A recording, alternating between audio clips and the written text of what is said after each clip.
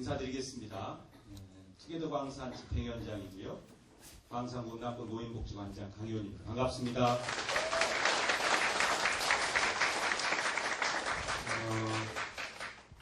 잠깐만요. 누가 나와서 인사를 제대로 한번 하시죠. 복장이 오늘 최고로 베스트 드레서로 계시는 우리 윤종철 하남종합사회복지관 복지관 부장님 잠깐 앞으로 좀 나와주십시오. 자, 감사합니다. 사랑합니다. 행복합니다. 네, 감사합니다. 네, 네, 네. 너무 좋아서요. 저기 가실 때 참여하시면 어떠실까요? 누구요? 하정경 교수님이요?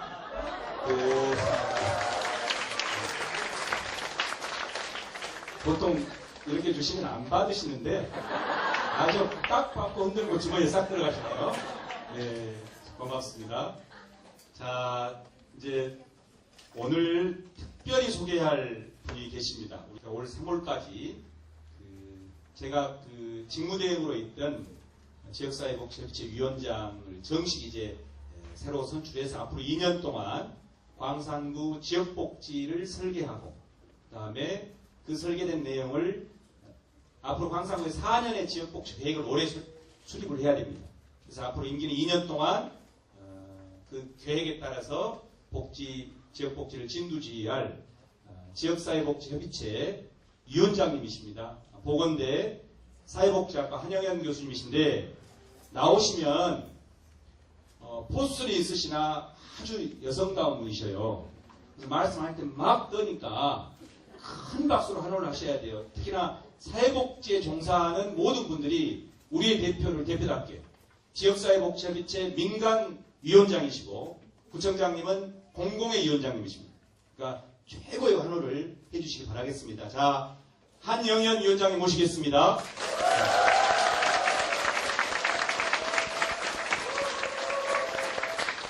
작년도에 저희 광산구 복지학당이 시작됐습니다. 그래서 사실 이제 지사협 쪽에서 이런 거를 시작한 게 상당히 새로운 시도였고 또 뭐 여러 가지 강의 내용도 좋았었고 그다음에 각계각층의 반응도 뜨거웠습니다. 보면 그래서 작년에 이제 저희들이 일기가 뭐였냐면은 땅 위의 길, 그다음에 이제 이익의 광산복지학당에 복지 그 길을 묻다 뭐 이런 식의 타이틀을 가지고 저희들이 2번 정도 복지학당 운영했었고 사실 이제 이런 걸 만든 것은 저희들이 이제 뭐 그동안 많이 뭐 배우고 공부도 하지만 또 그런 거를 또 현장에서 많이 이렇게 실천하다 보면은 복지를 열심히 하다 보면은 안에 든 것들이 다 빠져버리는 그래도 뭔가 채워주고 싶은 이런 욕구들이 많이 있죠. 그래서 이런 어떤 자리가 만들어지면은 어쨌든 지역에서 활동하는 사회복지 활동가를 어쨌든 지역 주민들 어떤 관심 있는 분들에게 사회복지적인 상상력 또 뭐 여러 가지 생각, 고민 이런 것들을 좀 느껴주지 않을까. 또 그런 것들이 결국 이제 실천에 반영이 되면서 광산 사회복지가 좀 더 새롭고 또 올바르고 활기차게 돌아가지 않을까 하는 그런 어떤 의식을 가지고 의도를 가지고 한번 저희들이 시작했던 것 같아요. 그래서 이제 작년에 2번을 했었고 그 다음에 이제 올해 제3기 광산 복지 활동을 저희가 하게 됐죠. 그래서 이제 타이틀을 행동하는 복지의 길이라는 타이틀로 저희들이 정했고 그 다음에 이제 오늘 오신 하정화 교수님의 1강을 그 다음에 한숙자 부천 장현정 사회복지사님의 2강을 그 다음에 은수미 리더 국회의원님께서 3강을 그 다음에 이무석 전대협 교수님께서 4강을 맡아주십니다. 주제는 제가 이제 주제를 보니까 주제는 저희들이 노동이라는 부분이 하나의 큰 주제로 들어와 있죠. 그죠? 지금 저희 복지 3강에서는 세 번째 그래서 이 노동이라는 부분은 저희들이 사실 오래전부터 몇백 년 전부터 상당히 고민스러운 주제였죠. 보면 하정화 교수님 노동에 관한 전문가신데 제가 이야기해서 죄송합니다. 근데 사실 한국을 보더라도 60년 70년대 노동자 또 농민들의 희생이 없이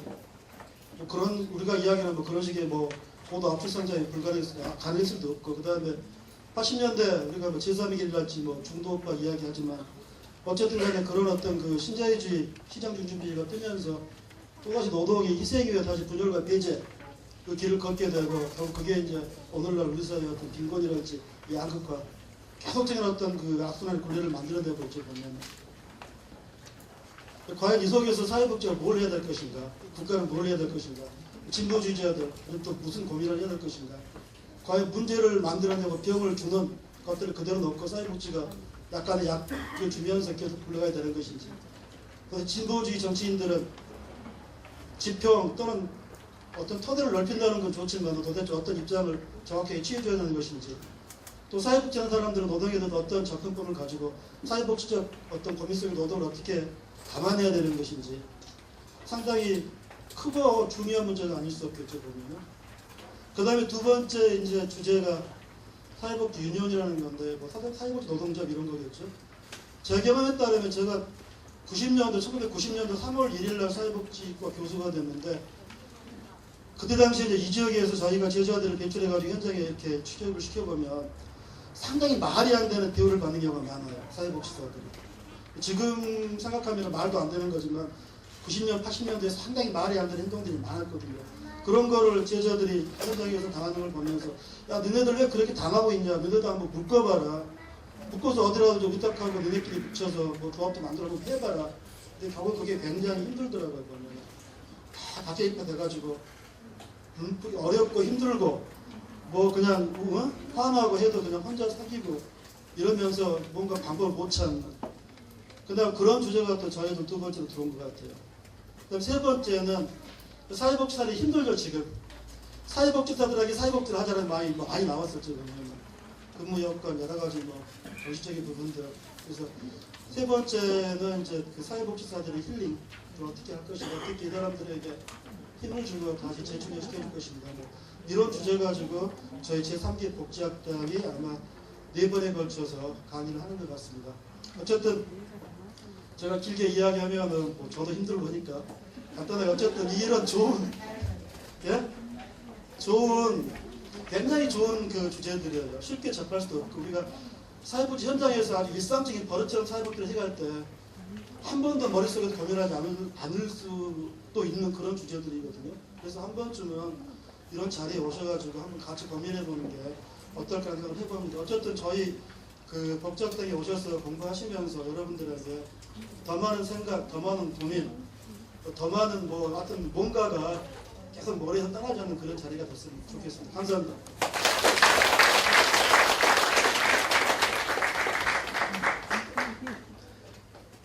한영현 위원장님의 재발견입니다. 써갖고 오셔가지고 원고를 무시하시네. 하여튼 앞으로 올해 중요한 해 이른바 광산 복지 설계도를 짜시는데 그래서 학계에 계시는 분을 일부러 지역사회복지협의체 위원장님으로 모셨습니다. 좋은 말씀 해주신 우리 위원장님께 큰 박수 부탁드립니다. 지금 성공에 대해서 교수님으로 계시는데 노동대학장을 맡고 계십니다. 또 노동과금 대표이시기도 하고요. 뭐 이렇게 전임 양력이 많은데 가장 중요한 양력은 광산구 지역사회복지협의체 자문위원이십니다. 아시죠? 우리가 일기 땅에 길을 냈습니다. 사회복지사들이 처음으로 새로운 복지 상상력을 여는 그 인문학 힐링을 했었거든요. 두 번째는 어떻게 갈 것인지 길을 물었습니다. 생기는 이제는 행동하는 복지의 길. 그래서 사회복지사의 조직화, 이걸 어떻게 구체화시킬 것인지를 공부하는 자리입니다.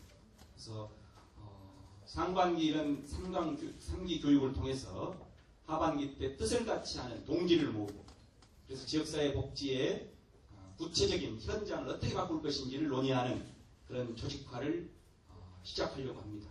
전국적으로 같이 의논되고 있고 아마도 2강 때 현장에서 어떻게 그런 것들을 일구고 있는지, 그래서 우리 현실에 맞게 그것을 잘 사회복지사의 조직 연대, 공익연대, 노동연대를 만드는 그런 학습 과정이다 생각합니다. 1강을 준비해 주신 우리 하종광 교수님, 연극배우, 영화배우라고 오해받는 하종광 교수님 큰 박수로 환대하겠습니다. 모시겠습니다. 박수도 한번 해주시죠. 박수도 한번 해주시고요. 고맙습니다. 오늘 너무 많이 봐주시는데요. 도서 상품권에 꽃다발까지. 예, 잘 부탁드리겠습니다.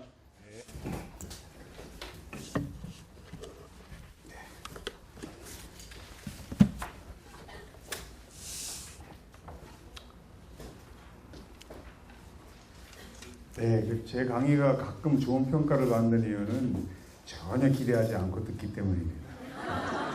아휴, 그 노동 문제 강의가 들어와야 그렇지. 이렇게 시큰둥하게 듣다가 건질 게 하나 정도 있으면 굉장히 좋은 평가가 나옵니다. 근데 오늘처럼 막 시작할 때 울려버렸다 막 이렇게 기대하게 하면 굉장히 부담스러운 자리입니다. 저에게 이런 이제 제목이 주어졌어요. 굉장히 거창한 제목입니다. 그래서 도대체 사회복지 유니언이 무엇인가 그런 이야기를 하게 될 텐데, 지난번에 제 강의를 들으신 분들이 이제 대부분이라고 들었습니다. 근데 그게 벌써 작년이잖아요. 그래서 그 내용을 잊어버렸을 수도 있고, 그리고 오늘 처음 오신 분들도 있어서 우선 지난번 강의에 대한 복습부터 하겠습니다. 지난번 강의 내용 중에 이 사회복지 유니온과 관련된 내용을 좀 더 보완해서 설명하는 내용을 앞에 제가 배치했습니다. 아마 기억나실 겁니다. 자, 이 사진 기억납니까? 예, 1박 2일 프로그램의 외국인 근로자 특집이 있었습니다. 더욱 정확한 표현은 이주노동자죠. 몇 년 동안 가족을 못 만나니까 방송국에서 가족들을 몰래 초청했다가 갑자기 만나게 해줍니다. 얼마나 감동적이었겠습니까? 잘 안 돌아가네요. 짠.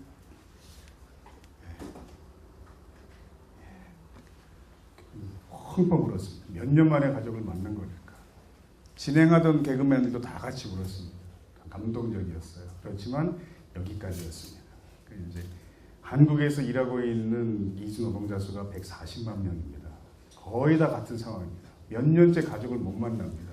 그러면 이 프로그램에 참석했던 몇 사람은 기적적으로 몇 년 만에 가족을 만났지만 나머지 140만 명을 어떻게 할 겁니까?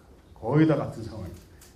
그러니까 제가 초등학생, 중학생에게 인문학 강의를 할 때는 이거보다 더 쉽게 설명합니다. 그래서 이제 이 다음에 문제가 나옵니다. 오늘은 생략했지만, 이주 노동자도 인간이어서 몇 년에 한 번은 가족을 최소한 만나야 하는데 이런 문제는 어떻게 해결할 수 있을까요?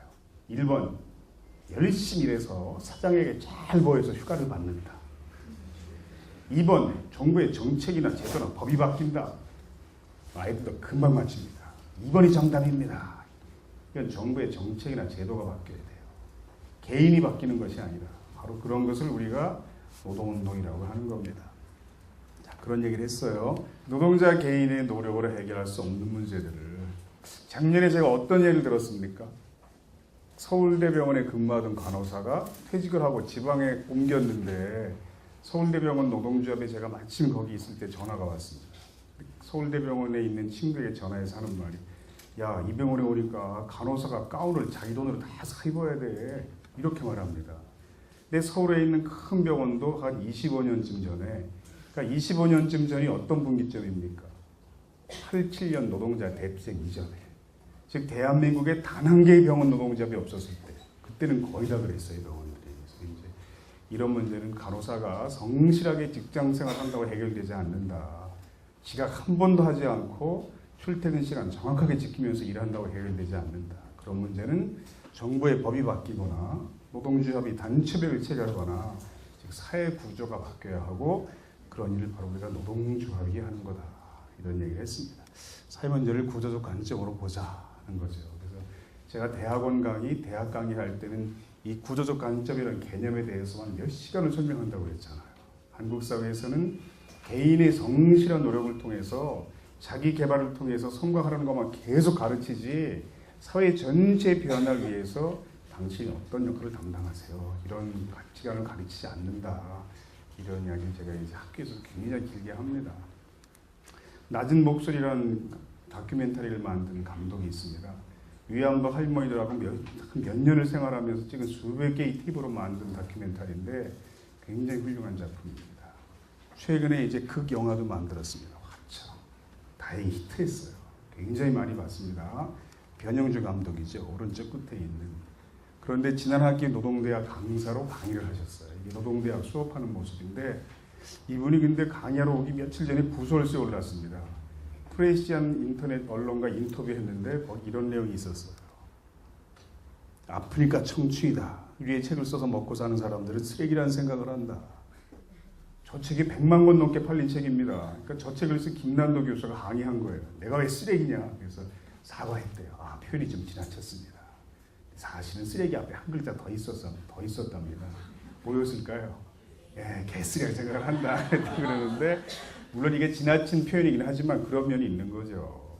노력하면 성공한다. 계속 이것만 가르치지 노력해도 성공하지 못하는 사람이 훨씬 많은 세상인데 이제 그런 걸 풍자한 겁니다. 습지생태 보고서라는 만화를 쓴 최규석 만화가가 있습니다. 우리 아들이 한국 오타쿠 1세대예요. 그래서 이제 나이가 30살인데 만화책만 막 수천 권이 방에 쌓여 있습니다. 비닐 포장을 뜯지 않은 게 또 굉장히 많아요. 그래서 야, 이걸 보지도 않을 걸 뭐하러 샀냐? 소장용입니다. 근데 하여튼 그 만화 영화 만화책에 대해서 굉장히 저희가 예쁜 우리 아들이 인정하는 단 한 명의 한국인 만화가가 최규석 씨입니다. 그래서 이제 뭐 강풀이나 강도하나 주호민 같은 사람들 별로 다 인정하지 않고 한국인 최규석밖에 없다.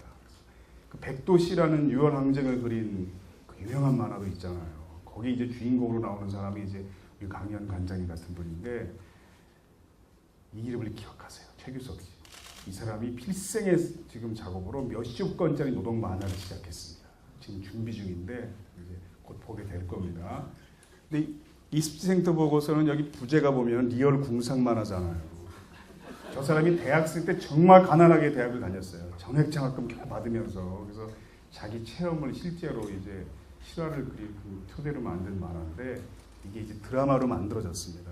굉장히 잘 만든 드라마예요. 여기 보면 이 가난한 청춘들이 라면을 하나 구해서 서울 먹으려고 하는 장면이 있는데 그때 라면 냄비 받침대로 쓰이는 책이 바로 이 책입니다. 아프니까 청춘이다. 굉장히 신랄한 풍자죠. 이거. 그런 면이 있는 거죠. 개인의 성실한 노력만으로 개인의 스펙을 높이는 것으로만 해결되지 않는 문제가 얼마나 많습니까? 그래서 구조를 바꾸는 일을 바로 노동조합이 이제 하는 겁니다. 그러니까 자본주의의 노동조합 활동이 구조적으로 정당한 일을 자신만의 독창적 방식으로 잘 이렇게 설명하시고 이게 제가 대학생들에게 냈던 중간시험 문제였잖아요. 수업 시간에 배운 내용을 토시 하나 틀리지 않게 정확하게 적는다고 훌륭한 답은 아니다. 여긴 대학이니까 자신만의 독창적 방식으로 자유롭게 설명하시고 이런 문제인데 이런 문제 학생들이 아주 싫어하잖아요. 자유롭게 쓰라는 걸 두려워합니다. 그래서 대안학교, 홈스쿨, 탈학교 청소년 네트워크 출신들의 강점이 이런 문제를 겁내지 않는다는 겁니다. 우리 이제 딸아이가 대학을 졸업했어요. 학생회장도 하면서 열심히 대학생활 잘 보냈습니다. 그리고 공부를 좀 더 하고 싶다 그러더니 대학원을 안 가고 대한대학을 갔어요. 그 대한대학이 있더라고요. 그래서 이제 정말 빡시게 공부하는데 지난번에 여기 목포 완도 근처의 섬에 자원봉사를 갔다 오더니 근데 대한대학에 우리 딸처럼 4년제 대학을 졸업하고 온 학생은 거의 없대요. 다 대한학교 출신들이 주로 홈스쿨 출신들이 많이 오는데 같이 다녀보면 자기가 제일 무식하다는 거예요. 내가 제일 무식해. 지난번에 섬에 갔는데 나만 나무 이름을 몰라. 나만 꽃 이름을 몰라. 음식을 만드는데 대한학 출신들이 보면 어릴 때부터 조리사가 꿈인 이런 학생들도 있잖아요. 음식에 대해서 나만 무식해. 다 그 조미료에 대해서 음식을 만드는 거에 전부 잘하는데 내가 제일 무식해. 그런 얘기 하더라고요. 그래서 야, 우리 교육이 정말 잘못돼 있구나. 딸아이 보면서도 내가 느꼈습니다. 근데 이제 이런 문제를 냈더니 뭐 학생들이 열심히 썼지만 한 여학생이 답안지 이건 제 실수네요. 제가 이거 녹음용 마이크를 제가 떨었죠. 됐나요? 들리죠? 네. 아니요, 저 기사한테 들리죠. 제가 이제 학교에 방송사에서 인터뷰하러 가끔 옵니다. 그러면 이제 기자, PD, 카메라맨, 뭐 조명감독, 음향기사들이 다 와요. 그럼 저에게 이렇게 마이크 멜 때마다 물어봅니다. 음향기사한테. 정규직이세요? 근데 한 분이 저한테만 들리게 말했어요. 아휴, 계약직만 돼도 좋겠습니다. 이 사람은 방송국에 직접 고용된 비정규직이 부러운 거예요. 간접 고용 비정규직이니까. 용역회사에서 파견 나온 사람이니까. 정말 심각하구나 제가 이제 느꼈습니다. 한 여학생이 답안지에 그림 하나만 그려놨다고 그랬잖아요. 제가 이게 만점 준 답안인데 숲에 보면 큰 나무도 있고 작은 나무도 있다. 그런데 큰 나무는 그 나무의 마음이 아무리 착해도 작은 나무들에게는 햇빛을 가리는 존재가 될 수밖에 없다는 거죠.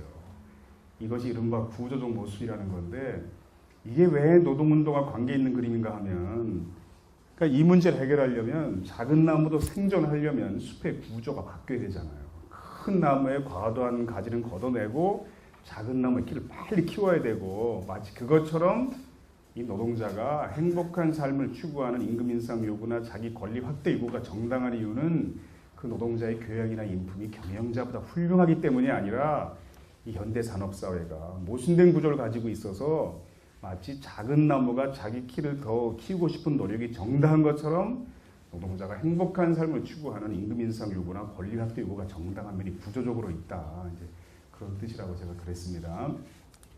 이 단체 교섭하는 모습이에요. 한쪽이 노동조합 측 교섭위원, 한쪽은 경영진 측 교섭위원입니다. 어느 쪽이 노동조합 측일까요? 네, 벌써 외모에서 구별됩니다.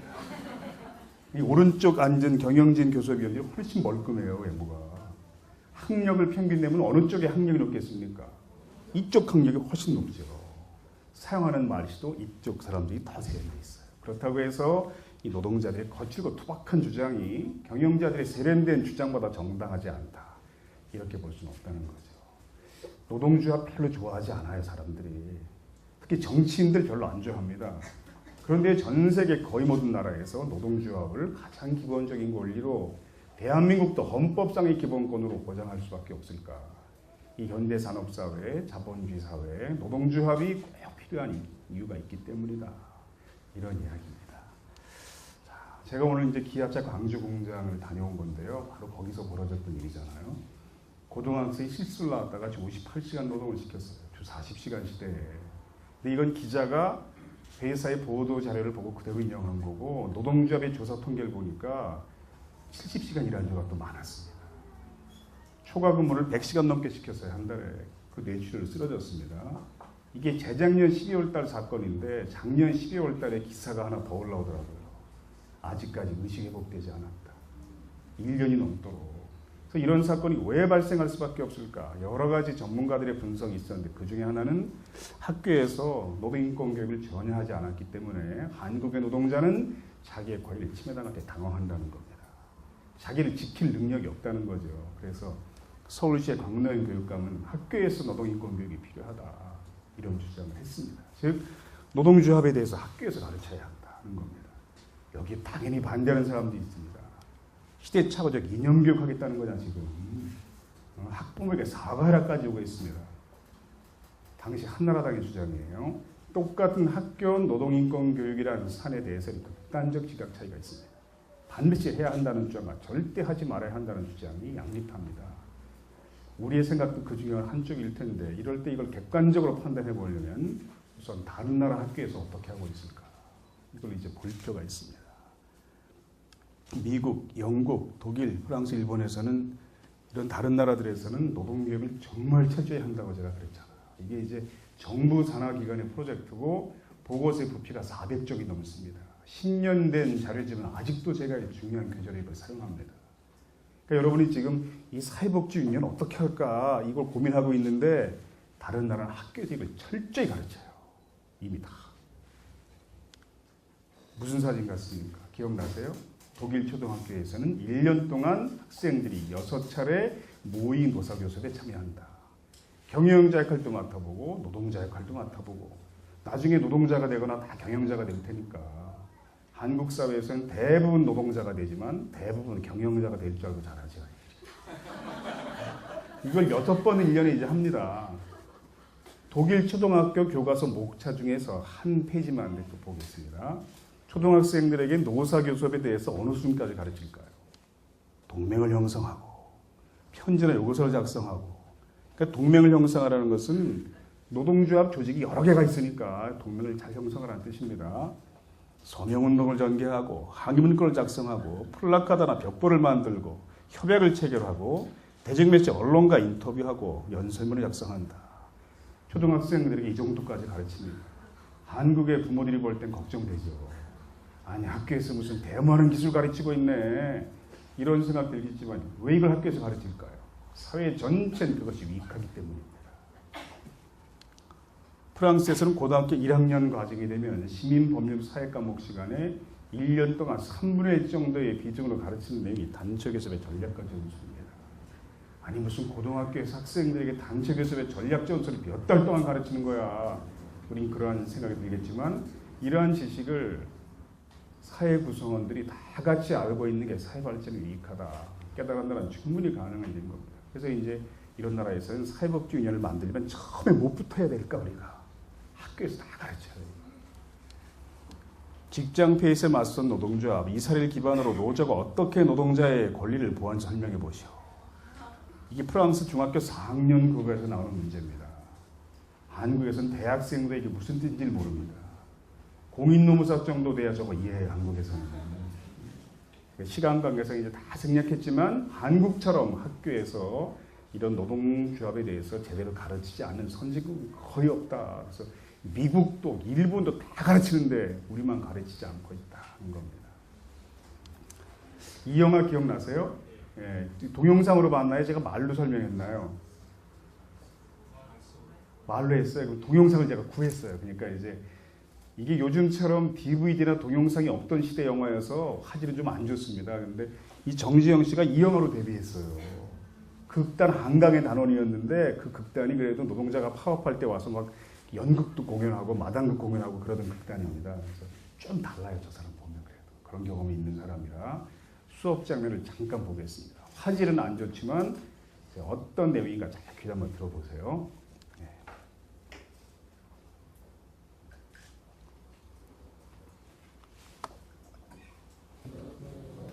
제일 먼저 누가 맞춰볼까? L자로 시작하는 가장 아름다운 단어들이지. 자, 기회는 한 사람에 한 번 서 있다.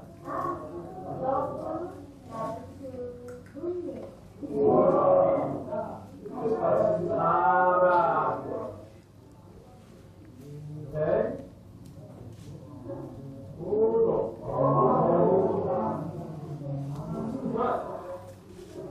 사람 맞았고, 나머지 두 개 맞출까? 다른 사람? 있어.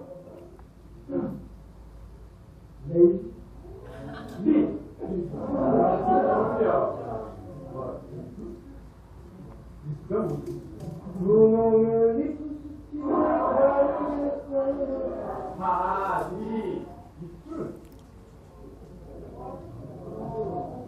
소녀와 사랑이 나왔으니 여자로 있습니다. 이발에서만 틀렸다. 자, 다른 사람? 빛과 자유. 날쌘 리버스. 이거 정대가 자유를 맞췄어.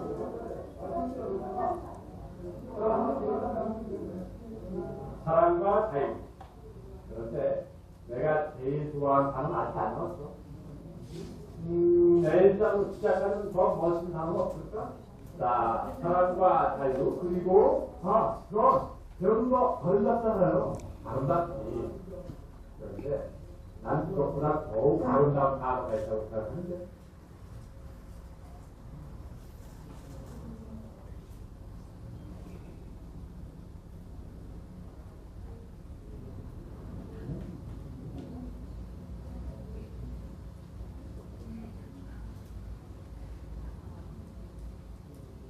내일도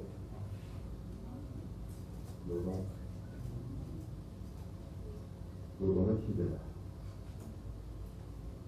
그러나 바로 그 때문에 가장 가치 있고 그래서 가장 아름답다고 난 생각한다. 에이 선생님, 누구나 좋아하는 사람이 어딨어요? 그래, 그건 용수만이 올지 몰라. 그러나 노동이 없으면 사랑과 자유도 진정한 힘을 가질 수가 없는 거지. 왜냐하면 무언가를 새롭게 만들어내는 사람이 없으면 이 세상은 아무것도 유지될 수 없기 때문이다. 그런데 사람들은 뭐가 다른지? 왜 노동을 천시했다? 네, 여기까지입니다.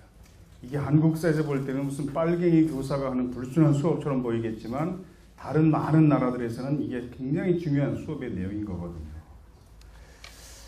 철도노조가 파업을 하면 주로 언론들이 주로 보도하는 내용이 저런 거예요. 승객들은 많은 불편을 겪고 있습니다. 교통단련이 발생했습니다. 법과 원칙에 따라서 엄정 대처하십시오. 불법 파업에 대해서는.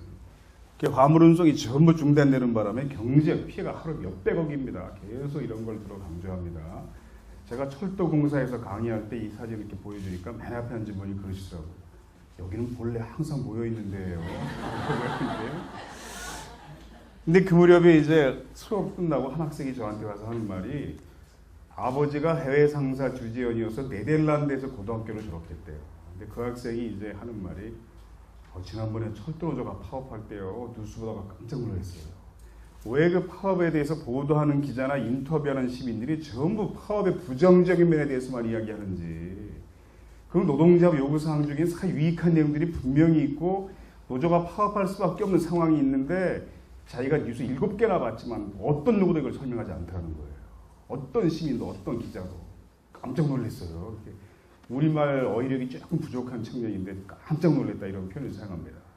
제가 물어봤습니다. 그럼 네덜란드에서는 어땠는데 파업에 관한 보도의 거의 절반 정도가 파업하는 노동자 입장에서 해설하고 설명한다는 겁니다.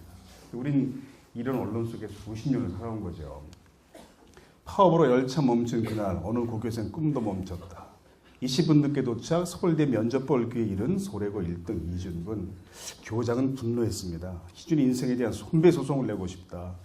부모님은 한탄하죠. 자가용도 못 태워준 못 가진 부모가 죄인이다. 참 마음 아픈 기사예요. 이 기사가 보도된 뒤 철도 노조는 여론의 질타를 받았고 파업 때는 큰 타격을 입었습니다. 그러나 이 기사는 사실이 아니었어요. 그 학생이 면접에 늦었지만 이건 철도 파업과 전혀 관계없다는 것이 나중에 다 밝혀졌습니다. 석 달이 지난 뒤 언론중재위원회가 이 기사가 오보니까 정정보도해라 결정했습니다. 그러나 중앙일보는 수용하지 않았습니다. 제가 지금 한국의 언론이 노동 문제를 보도하는 것에 대해서 한 예만 든 거예요. 제가 수업할 때 이걸 몇 시간 동안 설명합니다. 그러니까 여러분이 사회복지 유니언을 올바로 이해하기 어려운 이유는 그동안 노동조합, 여러분이 사회복지 노동조합 이런 명칭을 사용하지 않고 굳이 유니언 이런 세련된 다른 단어를 골랐을까요? 그 노동조합에 대한 거부감이 사회에 굉장히 많기 때문에. 그래서 우리나라가 이제 의사가 노동조합을 만든 적이 있었는데 그때 처음 유니언이라는 단어를 사용했어요. 그 다음에 청년 유니언, 노년 유니언 이렇게 생기고 이제 사회복지 유니언이 생긴 건데 저는 뭐 괜찮다고 봅니다. 그런 새로운 단어로 사람들을 더 많이 모을 수 있으면 그게 옳은 선택이에요. 근데 노동조합을 영어로 번역할 때 뭐라고 번역합니까? 유니언이에요. 똑같은 겁니다, 결국은. 편향된 제도권 교육과 언론으로부터 수십 년 세월 동안 영향받지 않았다고 말해서는 거의 없습니다. 그래서 노동 문제에 대해 자신이 갖고 있던 생각을 한 번쯤 의식할 필요가 있다. 내가 노동조합, 무슨 파업, 민주노총 이런 단어를 들을 때 머리에 딱 형성되는 개념이 이게 올바른 생각이 아닐지도 모른다. 다른 나라의 정상적인 교양인들의 생각과 다를지도 모른다. 의심을 가져보셔야 그 다음에 진실이 보입니다. 한국 사회에서 노동자에 대한 인식이 매우 부정적이잖아요. 기억나시죠? 수배전단의 인상 차이가 노동자풍 이렇게 표기되어 있습니다. 노동자라는 단어를 뭐 이런 식으로 표현합니다. 그러니까 여러분이 이제 우리가 사회복지 노동조합 만들려고 그래. 이럴 때 일가 친척이 그 말 듣고 받는 느낌이 이런 거예요. 무슨 유니언? 노동조합? 깜짝 놀라는 거죠. 학교에서 노동교육하는 다른 나라들의 노동자에 대한 인식은 어떻다고 그랬습니까? 이 사람 직책이 부대사입니다. 똘레랑스에 대해 설명하는 모습인데 이런 말을 하잖아요. 제가 원한다면 노조에 가입할 수 있습니다. 유럽에서는 부대사도 노동자로 봅니다. 국가 권력에 고용된 피고용자다. 부대사도. 핀란드 보건복지부 차관이 한국을 왔다가 이상한 말을 했어요. 나도 노동조합원입니다. 차관도 노동조합에 가입한다는 거예요. 공무원 노동조합에. 차관도 노동자로 인식한다는 거예요. 그러니까 사회복지사가 노동자성을 갖는 거 이건 인식이 당연한 거죠. 피터 존슨 핀란드 교장협의 회장입니다. 핀란드 교육을 세계 최고의 교육으로 만든 주역이어서 전 세계 교육에 널리 알려진 사람입니다. 이런 말을 합니다. 핀란드는 교원, 노조와 교장협의 사이가 아주 좋다. 보통의 교장들은 대부분 교원, 노조에 가입해 있다. 나도 그렇다. 유럽에서는 교장도 전교조에 가입합니다. 영국에는 교장 노조가 아예 따로 있습니다. 즉 교장 선생님이 자기를 노동자로 인식해요. 그래서 한국처럼 교장 선생님이 이렇게 정부를 대신해서 교사를 억압하는 이런 구조가 아니라 감시하고 통제하는 구조가 아니라 교장 선생님이 교사 편에 서서 권력과 맞서는 이런 형국인 거죠. 우린 도저히 상상할 수 없는 이런 차이가 어디서 왔을까요?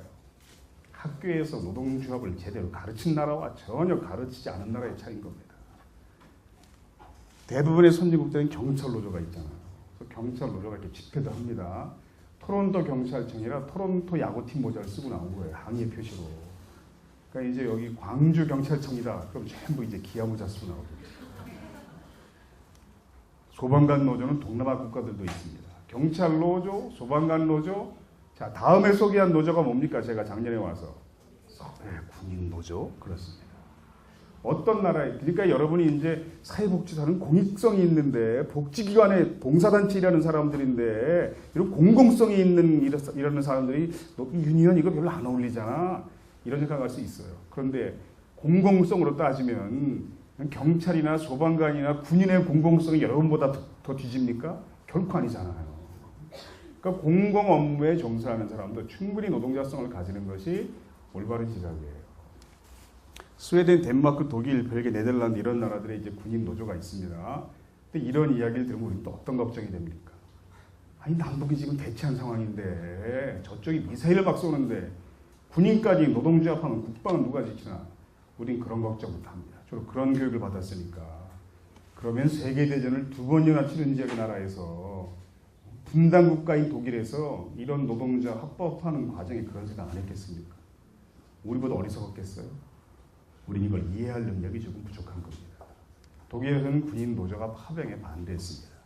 독일 청년들의 귀한 목숨을 미국을 대신하는 총알바지로 내보낼 수는 없다. 군인 노조의 성명서가 발표됐고 의회선 파병 동의안이 부결됐습니다. 네덜란드에서는 비리 사령관의 사퇴를 요구했습니다. 대한민국 국군 노조가 있었다. 우선 성희롱이 줄어듭니다. 함부로 했다간 바로 막 성명서가 나오니까. 여러분 마트에 보면요. 노동조합이 있는 마트가 있고 없는 마트가 있습니다. 할인마트. 예전에는 그 영업 끝난 다음에 식품 코너에서 일하고 있는 비정규직 그 여직원들을 관리자가 야단칠 때 막 성격상 얼굴에 집어던지고 그랬어요. 꼼짝 못했습니다. 그래도 다 비정규직들이니까. 노동조합 생기기 이런 것부터 사라집니다. 그러면 그 마트 경영진이 경력직을 채용할 때 노조가 없는 마트에서 꼭 채용해요. 와서 똑같이 그짓을 합니다. 이 사람들. 노동자 맛을 못 봤으니까. 그럼 또 노동조합이 막 장의 집회하고 규탄 성명서 발표하고 상급 사과 받아내고 이렇게 사라진 거예요. 폭력들이. 노동조합 만들어지면 그 공동체가 청정해져요. 그래서 이제 노동조합이 가지고 있는 굉장히 중요한 강점 중에 하나가 그 조직을 상당히 정의롭게 만든다는 거죠. 프랑스엔 판사노조, 변호사노조가 있습니다. 그래서 한국의 노동자가 프랑스까지 가서 뭐 활동을 할 때 찾아와서 법률 자문을 담당하는 노동자가 보니까 프랑스의 판사노조, 변호사노조 조합원이더라. 그런 이상이 됩니다. 판사노조가 있다는 말은 곧 판사들 스스로 노동자를 지켜버린다는 뜻이죠. 유럽 선진국들에서는 주유소나 편의점 사장도 노동자로 인정해 단결권을 보장했습니다. 그래서 주유소 사장 노동조합, 편의점 사장 노동조합이 생겼습니다. 너희가 사장이지만 대기업과 맞설 때는 사회적 약자다. 그런 겁니다. 이게 바로 요즘 많이 그 문제가 된 가불 그 문제예요. 그러니까 선진국에서 이런 방식으로 이 그런 문제들을 사전에 다 예방하는 거죠. 화물연대 노동조합을 아직 정부에서 불법 노조로 규정합니다. 노조로 인정하지 않습니다. 그래서 화물연대가 하는 파업은 다 불법 파업이 될 수밖에 없다고 법으로 보는데 왜 그럴까요? 화물연대 조합원 중에는 트럭 운전기사만 있는 게 아니고 자기 트럭을 소유한 사람들이 있어요. 트럭을 가지고 있는 사람들이 조합원으로 가입했습니다. 많이 들어와 있어요. 어떤 사람은 트럭을 몇 대 갖고 있어요. 그 사람도 더 조합원으로 들어옵니다. 그러니까 정부에서는 자기 트럭이 있는데 무슨 주 노동자냐 네가. 굉장히 협소하게 해석하는 거죠. 법을. 아주 후진적으로 해석하는 겁니다. 노동법은 그렇게 해석하는 게 올바른 게 결코 아니거든요. 그러니까 노동자의 범위는 굉장히 넓어요. 지가 높거나 공부를 많이 했다고 노동자가 아니라고 착각하는 것은 상당히 부진적 현상입니다. 공부를 많이 했다고 대학원을 다녔다고 직책이 과장, 부장, 국장이라고 사회복지사라고 공익기관에 있다고 노동자 아니라고 생각하는 것은 어리석은 거예요. 부진적이라는 것은 한국 사회도 점차 발전할수록 다른 나라와 같은 방향으로 변화할 수밖에 없다는 뜻이기도 합니다. 외국 노동자들이 한국의 선별노조 건설을 잘 이해하지 못한 이유가 뭘까요? 지금 회사가 노동조합이 한국은 회사마다 다 있어요. 하나씩. 이걸 통폐합해서 선별노조를 만들고 있습니다. 그러니까 예전에는 기아차 노조가 따로 있었고 현대차 노조가 따로 있었고 쌍용차 노조가 다 따로 있었는데 이걸 통폐합해서 거대한 금속 선별 노조를 만들었습니다. 예전에 없었던 지역별 노조가 또 많이 생겼잖아요. 지역 일반 노조. 광주에서는 전국에서 최초로 노동조합 3개가 협동조합으로 조직된 게 만들었어요. 그래서 이 청소 노동자들이 그 구청, 시청에서 바로 청소 교육을 자기들이 수주받는 이런 청소 용역 노동조합을 만들었는데 이게 모태가 일반 노조예요. 지역 일반 노조. 외국 노동자한테 이걸 한참 설명하면 못 알아듣습니다. 왜 그럴까요? 우리가 지금 선별 노조를 만들고 있습니다. 지역별 노조를 많이 만들었습니다. 못 알아듣습니다. 무슨 말인지. 왜 그럴까요? 자신들은 300년 전부터 계속 선별 노조나 지역별 노조였습니까? 아니 노동자분 본래 그 직종에 있는 사람들이 광범위하게 이렇게 연합을 하는 건데 이걸 뭐 회사마다 다 따로 만들었다 합치고 난리야. 이해를 못합니다. 이 사람들이. 본래 노동조합은 지역별이거나 산업별. 그래서 지역 단위로 다 사회복지사가 모이거나 이런 게 원래 정상적인 형태지 기관마다 회사마다 다 개별 노조를 만드는 건 전 세계 찾아보기 좀 어려운 형태입니다. 그 퇴직한 사람이 가입할 수 없는 이상한 노동조합이 일본하고 우리밖에 없는 거 아세요? 아니 퇴직한 사람이 어떻게 노조에 가입을 하지? 우리 그 이상하죠. 선진국의 시각으로 볼 때 퇴직했다고 해서 노동자로서의 특혜가 모두 박탈되는 게 더 이상한 겁니다. 일본과 한국만 기억해 보죠. 일본하고 한국만 이렇게 지역별로 산업별로 광범위하게 모이는 이런 유년 형태 노동조합이 별로 없고 본래 형태가 그겁니다. 그래서 여러분들이 지역별로 이렇게 동일 직종에 있는 사람들이 거대한 유니언을 만드는 것이 원래 이게 정상적인 형태. 다른 나라를 하고 있는. 그러니까 선별노조를 건설한다는 것은 대단한 일이 아닙니다. 그냥 엄청나게 비정상적이었던 상황을 정상화시킨다는 것에 불과한 거죠. 여러분도 이제 기관별로 다 따로따로 노조를 만들 게 아니라 지금은 사회복지 노동조합들이 그렇게 만들어졌어요. 왜냐하면 대개 기관의 비리에 대한 투쟁을 하다 이렇게 만들어지기 때문에 다 기관별로 하나씩 만들어졌어요. 그래서 이제 제가 작년에 그 얘기 했나요? 유치원 선생님 이야기 제가 했나요? 제가 만났던. 제가 서울지방노동위원회 심판위원을 몇 년 했는데요. 노동위원회는 노동법원이 없는 나라의 준노동법원이에요. 그래서 억울하게 해고당한 노동자가 다시 일하게 해주시오.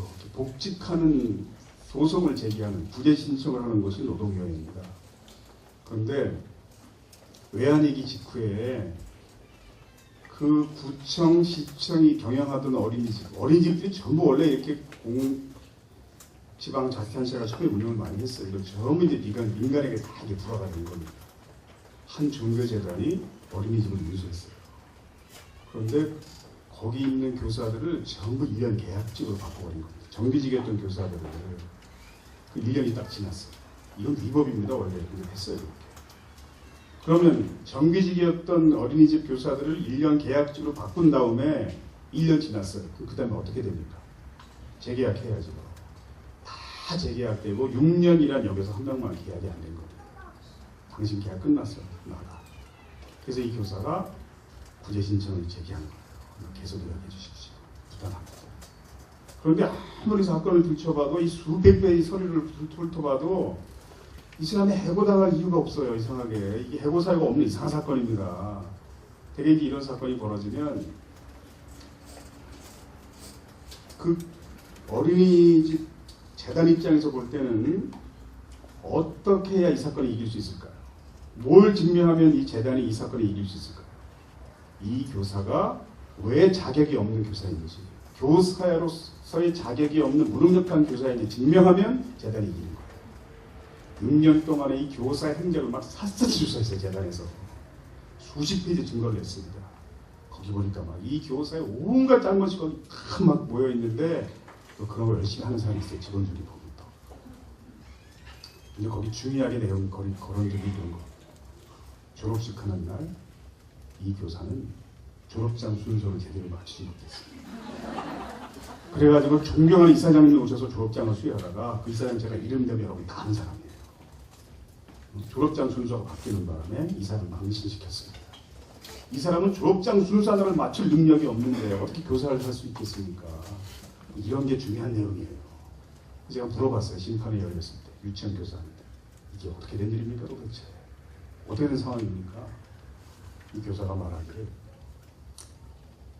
가정형편이 너무 어려워서요. 돈을 못 내는 아이들 우리 반에 4명이나 있었거든요. 그런데 원장님이 졸업식 날 나한테도 말하지 않고 그 아이 졸업장을 빼버린 겁니다. 나는 몰랐어요. 나 분명히 만들었거든요. 제가 분명히 챙겼거든요. 저는 몰랐어요. 그냥 순서대로 줬어요. 그러니까 순서가 틀렸죠. 말하다가 막 펑펑 우리가 해서 전부 다 그런 식이에요.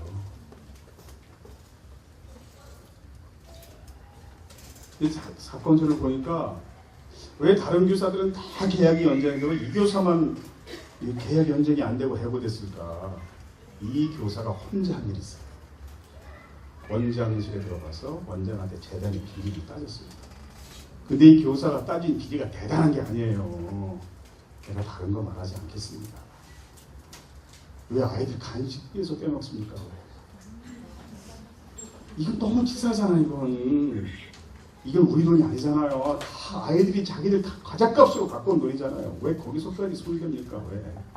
이건 우리가 아이들에게 500원짜리 과자 사려고 1000원짜리 소리나 똑같은 겁니다. 우리 몇 년 동안 한 번도 이래본 적이 없었어요. 다른 건 말하지 않겠습니다. 앞으로 이런 일이 다시 한번 발생하면 내가 그때 절대 가만히 않겠습니다. 이 교사만 들어가서 따진 거예요. 근데 이 교사만 이제 해버린 겁니다. 모든 재판 절차에 맨 마지막 순서가 있습니다. 우리 강영 단장님은 뭐 잘 알아요. 뭐예요? 맨 마지막 절차가 최후진술입니다. 자, 최후진술께 해드리겠습니다. 마지막 하고 싶은 얘기 하세요. 대부분 굉장히 길게 말해요. 그 쌓인 사연이 얼마나 많겠습니까? 근데 이 교사가 1분도 못했어요. 말하다가 목이 메어져. 뭐라고 그러냐면 저는 어릴 때부터요. 그러니까 이제 어떤 일을 썼냐면 이 교사가 해고되고 나서 계속 출근한 거예요. 그러니까 재단이 직원들 다 동원해가지고 또 그 입구에서 막았구만. 한 일주일 지났을 때 재단이 경찰에 신고를 했습니다. 한국에 뭐 많은 시민운동가, 노동운동가가 굉장히 많이 갖고 있는 전과가 있어요. 업무방해죄입니다. 지금 우리 재단과 아무 관계없는 사람이 와서 업무를 방해하니 잡아가시고 그 경찰에서 잡아가서 이 교사를 그런 적도 있었거든요. 이 교사가 최후진술에 하는 말이 저는 어릴 때부터 유치원 교사 되는 것이 꿈이었습니다. 자라면서 그 꿈이 한 번도 바뀐 적이 없었어요.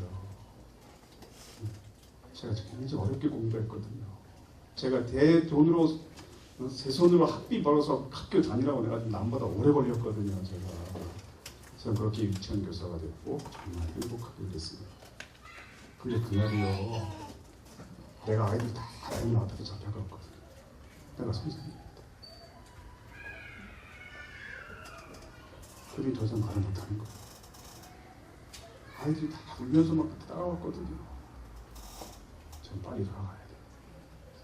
근데 이 목이 메가지고 말을 못하고 가만히 있더라고요.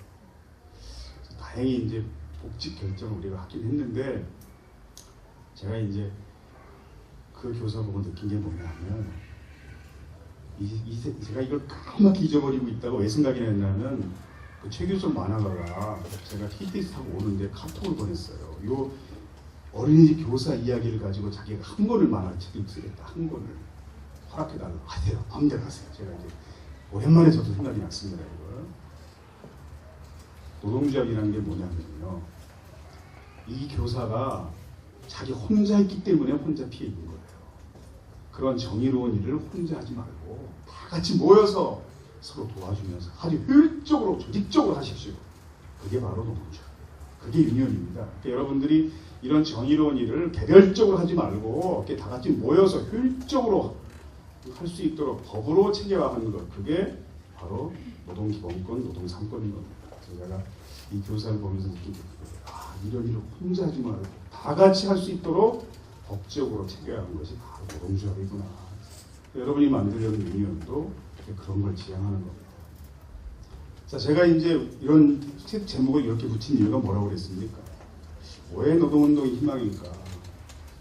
새로운 직장인들이 노동자를 깨닫고 노동운동에 참여하는 현상이 300년 세월 동안 계속됐고 저게 자본주의 300년 동안의 패턴이라고 했잖아요. 더 중요한 사실은 이게 앞으로도 계속될 것입니다. 한국 사회 결국 다른 나라와 같은 방향으로 변하고 있습니다. 다만 중세적 근대 사회로 넘어오는 자본주의 과정이 식민지, 분단, 군사 독재 등 세계 유일할 정도로 왜곡된 바람에 그러한 현상이 다른 나라보다 수십 깊게 발전이 올 뿐입니다. 지금 그래서 다른 나라보다 좀 늦었어요 이게. 그러니까 한국 사회 노동조합 보세요. 얼마나 다양해지고 있는지. 자, 석사, 박사가 설립한 노동조합들이 이렇게나 많다고 그랬죠. 이게 전부 석사, 박사 노동조합들입니다. 이 노동조합은 저번 전원희 박사입니다. 그래서 회의할 때 앉아가지고 김 박사, 이 박사 이렇게 소리합니다. 이 노동조합 만든 이유가 있어요. 이명박 정부 들어선 게 연구원장이 새로 왔어요. 뉴라이트 성향의 보수학자가 원장으로 와서 이 사람이 이런 주장하는 겁니다. 노동상권 헌법에서 빼야 한다. 모든 노동자 비정규직 만들어야 한다. 아니 좀 충성도 정도껏 해야지 이걸 아무리 시카고 합하고 이 정도는 아니거든요. 이런 주장을 막 하니까 이 학자들이 양심을 지킬 수가 없게 된 겁니다. 그래서 결국 노동조합으로 만들어서 정한 겁니다.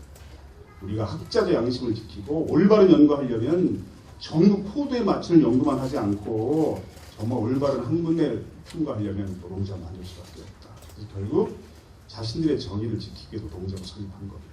근데 이 황덕순 박사가 설립을 주도한 이 사람 누구냐면 요즘 고등학생들은 이제 수능 시험을 보고 대학 가잖아요. 그 선배 세대들은 수능 시험 비슷한 어떤 시험을 봤습니까? 학력고사. 우리 때는 이제 예비고사를 봤어요. 70년대 초반 학번인데 학력고사 때는 수능과 달리 점수가 발표된 날 전국 남녀 1등 학생이 9시 뉴스에 나와서 인터뷰를 했습니다. 토크쇼에도 나오고. 근데 황덕순 박사가 84년도 학력고사 전국 1등 한 사람이에요. 그러니까 학력고사 1등을 했어도 그의 삶이 노동조합과 유니온과 관계없지 않은 겁니다. 이게 현재 산업사회 자본주의 사회예요. 탤런트 노동조합 활동 다 한다고 그랬죠. 예술가들도 합니다. 노동조합 활동. 그 내용이 얼마나 애절합니까 이게. 그래서 세계적으로 유명한 교향악단들 보면 백발이 성성한 바이올린 연주자들 다 노동조합원들이다. 그 사람들도. 영화인들도 노동조합 설립했습니다. 이 사람들은 몇 개월 동안 자신들 옷에 일사팔 숫자 3개를 붙여놓고 싸웠어요. 무슨 뜻일까요? 일주일에 하루는 쉬게 해주시오. 4대 보험 가입해주세요. 무료보험도 없었거든 이 사람들은. 8시간을 추가할 때부터 연장근로로 인정하시고 다 타결됐습니다. 지금은 저걸 지키는 영화 제작합니다. 제작 비용 올라갔지요. 그래야 사회가 발전하는 겁니다. 백화점에서 명품 파는 노동자들도 노동운동을 하고 아나운서, PD, 기자 전부 언론 노조 조합원들이고 손석희 씨가 이때 파업에 앞장섰다가 이렇게 구속이 되기도 하고 그나마 종편으로 갔지만 그래도 그만큼 버틴 이유는 이런 경험들이 있었기 때문입니다. 종편 4개 중에 3개는 반드시 망해요. 이건 어떤 학자도 다 하는 얘기입니다. 한국 광고 시장이 절대 4개 종편을 다 먹여 살릴 수가 없습니다. 그러니까 이제 살아남는 종편이 되기 위해서 온갖 무리수를 드는 겁니다. 지금.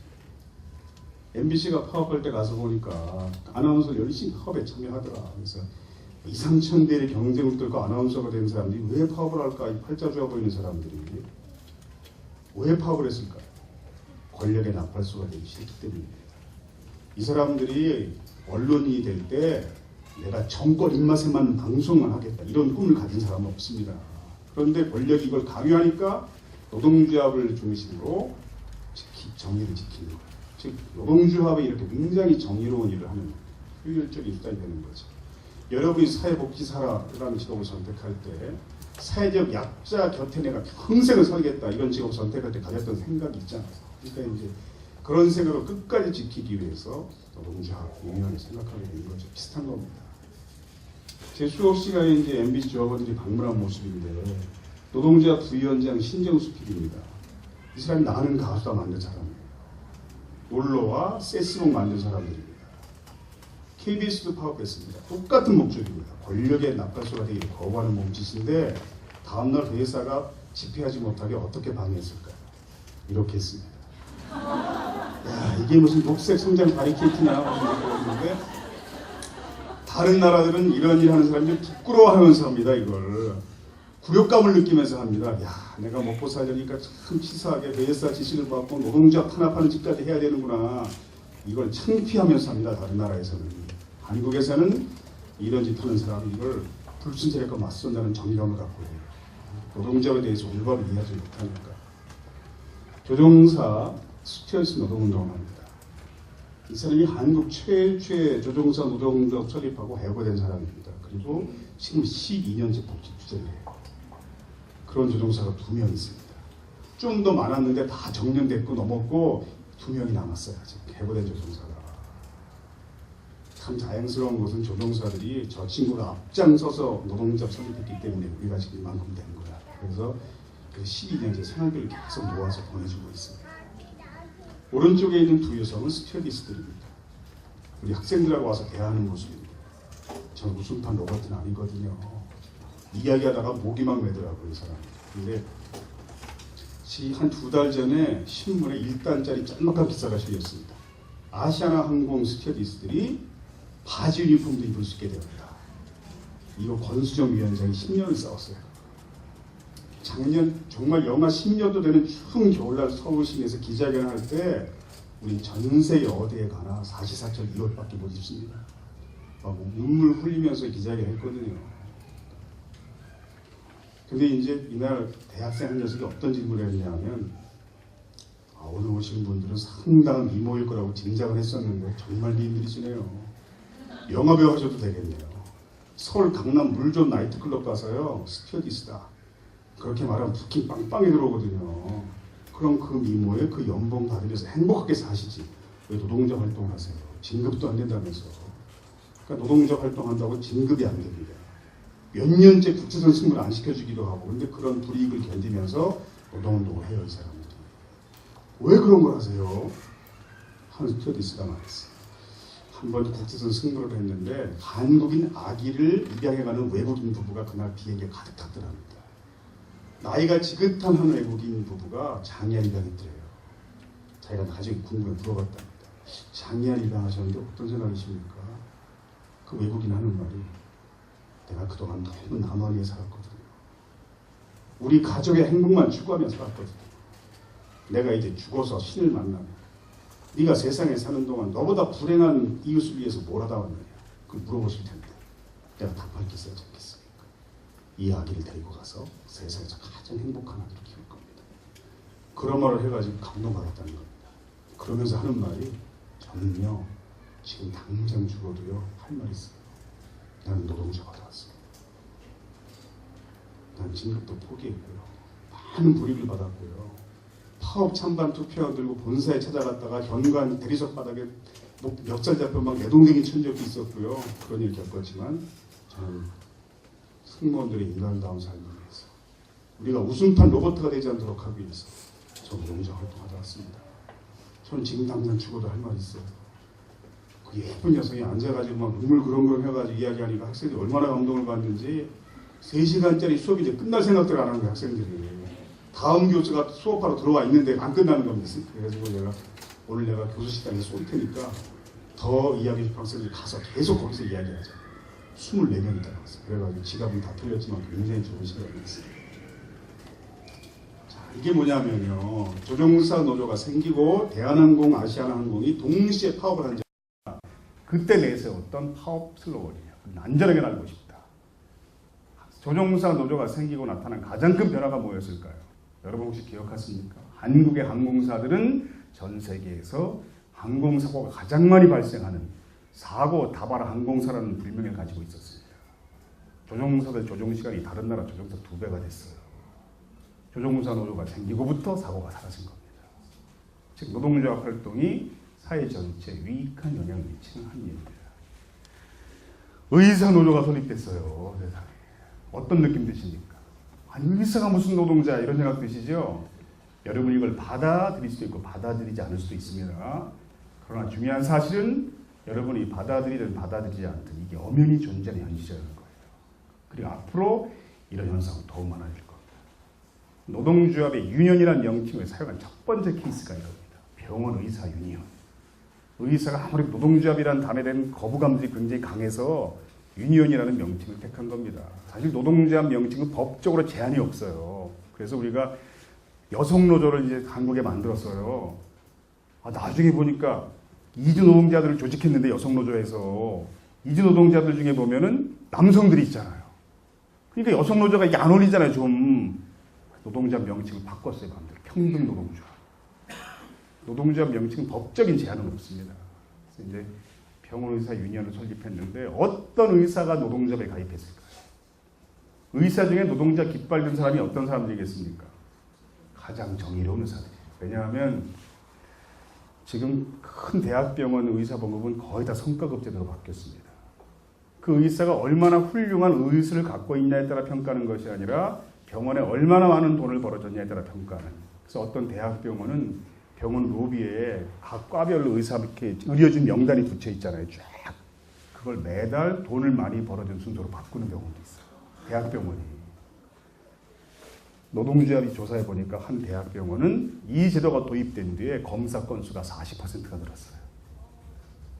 그러니까 병원 노동자가 견디지 못하는 겁니다. 어느 업무량이 많아지니까 비싼 검사 많이 해야 의사의 소득이 많아지니까 이런 것에 저항하는 의사가 있습니다.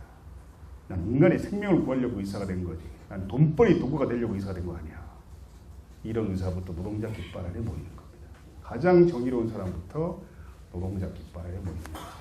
그러니까 여러분들도 마찬가지일 겁니다. 청소년 대학생들은 선택하는 대부분의 직장에서 노동운동과 만나게 될 거예요. 석사, 박사가 되어도 탤런트가 되어도 예술가가 되어도 영화인이 되어도 서비스 노동자가 되어도 언론인이 되어도 조종사 승무원이 되어도 공무원이 되어도 교사가 되어도 노동조합과 만나게 될 겁니다. 이걸 전혀 가르치지 않는 교육은 올바른 교육이 아니죠. 그러나 중요한 사실은 가르치지 않았지만 진행되고 있다는 거예요. 이게 중요한 거예요. 즉 사회가 계속 변화하는 방향이 있어요. 제가 20년 전부터 얘기했어요. 강의할 때. 대한민국 의사노조가 반드시 설립됩니다. 지금 어떻게 알았을까요? 그걸. 제가 똑똑해서? 아니에요. 다른 나라가 거의 한 80년 전에 했으니까. 아주 간단한 겁니다. 이건. 사회가 계속 변하는 방향이 있거든요. 그럼 경찰노조가 설립될까요? 어떨 것 같습니까? 아직은 답이 안 보여요. 자, 제 설명을 좀 더 들으면 답이 보입니다. 자, 정교회를 보세요. 처음에 불법노조였습니다. 당시 대통령이 정교조 하나 때문에 대국민 담화를 발표했어요. 교사가 어떻게 노동자냐? 아니 다른 나라는 교장도 노동자로 인식하는데 한국 사회에서는 교사가 노동자로 인식한 용납이 안 된 겁니다. 그래서 2,000명의 교사가 해직당합니다. 전 세계에서 교사가 노동자로 설립했다고 2,000명을 해직한 나라가 있나 찾아보세요. 이건 대한민국 자본주의에 나타나는 현상이에요. 아예 다른 나라 교사들은 노동자 안 만들었나 보죠. 이건 무식한 소리입니다. 그러나 중요한 사실은 막강한 권력이 2,000명의 교사를 해직했지만 막지 못했다는 겁니다. 그게 중요한 거예요. 조합원 수가 가장 많을 때 10만 명이었어요. 정교조가. 대한민국 교사는 40만 명입니다. 여러분 가르쳤던 초중고등학교 선생님 4명 중에 1명은 정교조 조합원이었습니다. 이런 현상을 막을 수가 없다는 거죠. 사회가 계속 변하는 방향이 있습니다. 보십시오. 10여 년의 세월이 지났는데 공무원 노조가 똑같은 과정을 따라 밟았습니다. 3,000명이 징계당하면서 전 세계에서 공무원이 노동조합을 설립했다고 3,000명을 징계한 나라가 있나 찾아보세요. 이게 대한민국 자본주의에 나타난 현상입니다. 그러나 중요한 사실이 뭐겠습니까? 막강한 권력이 정부의 힘으로 3,000명의 공무원을 징계했지 막지 못한 겁니다. 철밥통이라고 욕먹는 공무원들 여러분이 볼 땐 좀 기득권자처럼 보이겠지만 이 공무원들이 도청, 시청, 군청, 구청, 읍면동사무소마다 공무원 노조의 깃발을 세우는 걸 막을 방법이 없었어요. 즉 역사의 강물이 계속 흘러가는 방향이 있습니다. 다만 속도가 이제 문제인 거죠. 해직당한 교사 2,000여 명과 징계받은 공무원 3,000여 명이 없었다면 대한민국은 전교자 공무원 노조가 없는 미개한 나라로 남았을 겁니다. 해직당한 교사가 무슨 대단한 일을 한 사람들이 아닙니다. 당시 정부가 명단을 다 파악했습니다. 학교를 쫙 보냈어요. 교장 선생님이 확인한 거죠. 이 선생 전교조에 가입했다면서요. 명단이 왔거든 지금. 그런데 노동조합 탈퇴서가 같이 왔으니까 이름 석자 적어서 내세요. 그럼 해직당하지 않습니다. 많은 교사들이 형식적으로 탈퇴서만 적어내고 몰래 조합비를 납부하면서 비합법 정교조가 10년 동안 지켜진 겁니다. 그런데 그때 이름 석자 쓰지 않고 해직을 선택한 교사가 1,600명 나온 거예요. 저 깜짝 놀랐습니다. 정교조가 방침을 정하지 않았습니다. 그때 철저히 개인의 선택에 맡겼어요. 그래서 간부들만 또 그걸 안 한 것도 아니고 개인이 선택한 겁니다. 저는 정교조가 처음에 교사협의회, 평교사협의회, 교사평의회부터 시작을 해서 정교조가 되는 전 과정을 지켜본 사람이지만 이렇게 많을 줄 몰랐어요. 전교사 200명 나올까? 교직을 포기하는 교사가 노동조합 지키겠다고 1,600명이 나오더라고요. 깜짝 놀랐습니다. 이 해직교사가 겪은 고통은 말로 설명할 수가 없습니다. 그 10년 동안. 또 부부해직 교사들이 많았어요. 부부가 가치관이 비슷하니까. 제가 한번 지방에 내려가려고 추운 겨울날 새벽 한 4시 반쯤 주차장에 내려갔는데 그 깜깜한 아파트 주차장에서 추운 영하 한 10몇 도 되는 날인데 해직교사 부부가 와가지고 고무장갑 끼고 세차하고 있습니다. 거기서. 제가 깜짝 놀랐어요. 야, 얼마나 받냐? 한 달에 5,000원씩 받아. 그럼 내 차도 닦아라. 제가 그때 프라이드 탈 때였습니다. 야, 둘 중에 하나는 그냥 학교에 좀 남아있지. 너희 둘 다 해직당했냐. 제가 말하다가 목이 맸어요. 다 그러고 살았습니다. 우유 배달하고 막 이러면서.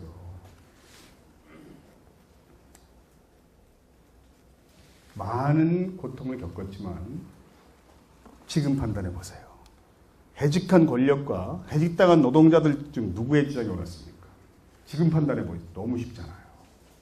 2,000명, 3,000명을 징계하고 해직한 권력과 노동조합 설립하다가 해직당한 노동자 중에 누구의 주장이 옳았습니까? 지금 판단하면 너무 쉽잖아요. 즉 사회는 노동자들의 주장이 점차 실현되는 방향으로 발전하는 거예요. 사회 그런 현상이 있습니다. 자, 그러면 정교조 얘기 나왔으니까 한마디 더 하면요. 제가 이제 김해 지회가 있어요. 정교조 김해 선임 만나러 저녁 식사를 하는데 제 옆에 나이가 지긋한 분이 앉으셨어요. 두 분이 이렇게 마주보고 해직교사 출신이에요.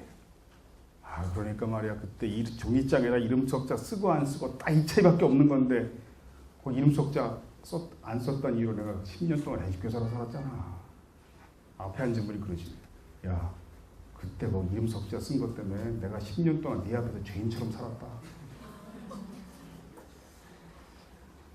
제 후배 중에 정교조 활동하는 부부가 있는데 그 여자 부인이 저한테 가끔 그래요. 선배, 우리 신랑 만나면 정교조 활동 그만하라고 말 좀 해줘. 그 사람 전인자 10년 동안 했잖아. 할 만큼 했잖아. 그런데 이제 큰아이가 고3이 됐고 작은애가 몸이 아프대요. 정교조가 좀 술이 센 편입니다. 그래서 거의 술을 많이 마셔요. 10년 동안 술 마시고 새벽에 들어오는 걸 거의 매일 하고 있는데 혼자도 안 들어와 또. 데리고 들어와 막 사람들. 우리 남편 보면 정교조 활동 그만하라고 말 좀 해주세요. 그래서 한 번은 집에서 딱 붙들어 앉혀놓고 다그쳤대요. 당신 정교조 전임자 10년 했으면 할 만큼 했잖아 지금. 그만해줘. 집안 꼴을 좀 보라고. 큰애가 고3 됐고 작은애가 몸이 아픈데 지금. 그랬더니 남편이 안 할게 그러더래요. 그러고 한 2-3시간을 그냥 멍하니 앉아있더라는 겁니다. 정신 나간 사람처럼 정교조 활동 안 하겠다고 말하고 나서. 그러니까 아내가 걱정이 돼가지고 물어봤대요. 왜 그래 도대체. 남편 하는 말이 나는 그때 교통사고를 당해가지고 병원에 입원해 있는 바람에 내가 해직이 안 됐잖아 나만. 그때 누구도 해직되고 전부 해직됐는데 내가 10년 동안 내가 학교에 있었잖아. 그 사람들 고생할 동안 내가 평생 갚아둘 걸 다 못 갚는데 지금 내가. 그럼 계속해. 내가 설득당했어요. 그 아내가 얘기하다 펑펑 웁니다. 막 남편한테 설득당했어요. 그러게 하는 게 노동조합 활동을 그래도 그렇게 고생하고 닦아놓은 사람들이 있기 때문에 여러분들이 그나마 그래도 노동조합 유니언을 좀 쉽게 할 수 있게 된 겁니다. 그러니까 대한민국의 공무원 노동조합 설립하겠다고 9명의 공무원이 한 10년쯤 전에 저를 찾아왔어요. 근데 그중에 송파구청 공무원 하는 사람이 첫날이니까 제가 이제 우리 연구소 1층에 식당이 있었는데 그냥 밥을 샀어요. 저녁을 먹고 헤어지는데 공무원이 저에게 물어봅니다. 송파구청 공무원. 앞으로 공무원들은 몇천 명이나 해직을 당할까요? 그래서 내가 답했습니다. 정교조가 2,000명 해직당하면서 길을 잘 닦았으니까 공무원들 훨씬 적게 당하겠죠. 그래서 550명 파면해임 당했어요. 정교조가 2,000명 해직되고 저에게 물어봤던 공무원 어떻게 됐을까요? 해직됐죠. 알고 한 겁니다. 각오하고 시작한 겁니다. 근데 여러분들은 지금 그 정도는 아니잖아요. 그래서 그런 선배들의 길을 닦아놨으니까 여러분들이 지금 이렇게 좋은 곳에서 이런 논의를 할 수 있게 된 겁니다. 자, 그러면 경찰노조가 수립될까요? 안 될까요? 어떨 것 같습니까? 반드시 됩니다. 다만 이게 언제일까가 문제인 거예요. 10년 안에 안 된다. 그럼 100년 안에 돼요. 사회는 변하는 방향이 있습니다.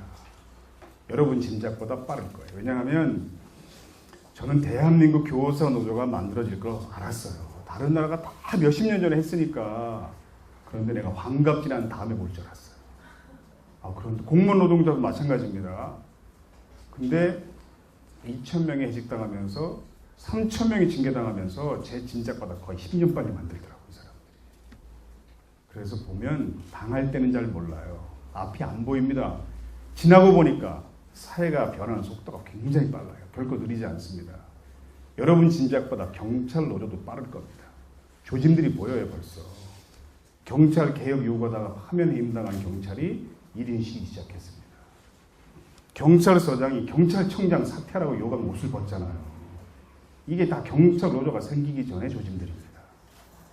그 야구 경기는 보면 희한한 규칙이 있잖아요. 다른 경기에 없는 무슨 효과, 유효 이런 애매한 점수 제도가 있잖아요.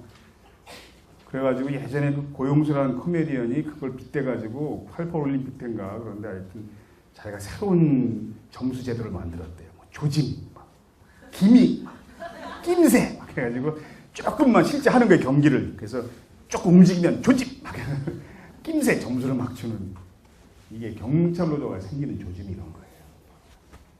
결국 그래서 경찰 노조 추진위원회가 출범했습니다. 4개 경찰 관련 단체가 모여서 여러분 짐작보다 빠를 거예요. 저는 소방관 노조가 더 빠를 줄 알았습니다. 왜냐하면 소방관 노동조합을 준비하는 모임 이런 활동을 하는 소방관들이 계룡산 민박집에 이제 비밀리에 모인다고 연락이 왔어요. 그래서 갔어요. 제가 전국에서 모였지만 10대 명밖에 안 왔어요. 전국에서 왔어도. 근데 이 사람들이 인터넷 카페를 만들어서 거기서 계속 별명으로 닉네임으로 활동하던 사람들이라 이렇게 모였는데 서로 얼굴과 이름을 모르는 거예요. 처음 모여가지고 자기 별명을 가슴에 다 붙이고 만났어요. 카페에서 사용하던 별명. 나이가 많은 소방관이 있었는데 별명을 불나방이라고 적었어요. 제가 이 소방관하고 아주 어울리는 별명이네요. 그랬더니 그분 하는 말씀이 우린 그냥 불보면 들어가니까. 나중에 검찰청에서 검사가 조사할 때 책상머리에 앉아가지고 명령권자가 누구였냐 계속 이런 것만 따지는데 우리 그렇게 안 하거든. 현장에 도착해 냄새 맡으면 이게 사람 탄 냄새구나. 이게 벌써 감이 오는데 거기 자기 목숨 아깝다고 안 들어가나? 그럼 소방관 못하지. 가족들이 갇혀있다고 막 울부짖고 뛰쳐나오는데 거기서 명령 받을 때까지 기다리고 서 있나 거기서? 우리 그렇게 안 하거든. 불보면 그냥 들어가거든. 이 사람들이 삶 자체가 드라마라 이야기하다 계속 울어요. 근데 문제는 뭐냐 하면 그런 일을 가장 열심히 안 한 사람들이 계속 승진한다는 거예요. 관리직으로.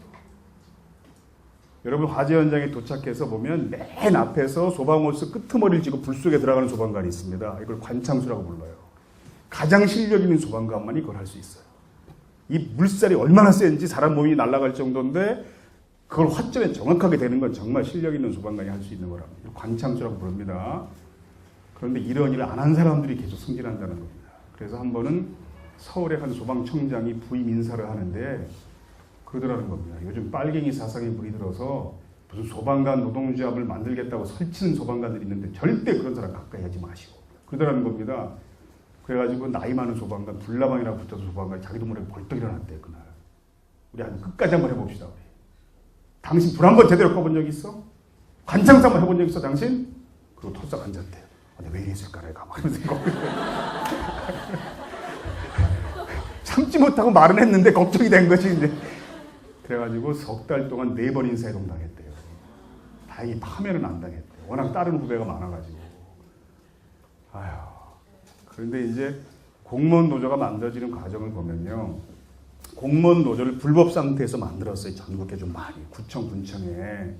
정부에서 직장협의법을 만들어줬습니다. 공무원들은 공공성이 강한 직장인이니까 노동잡을 하지 말고 직장 협의하시오. 이게 비슷한 거예요.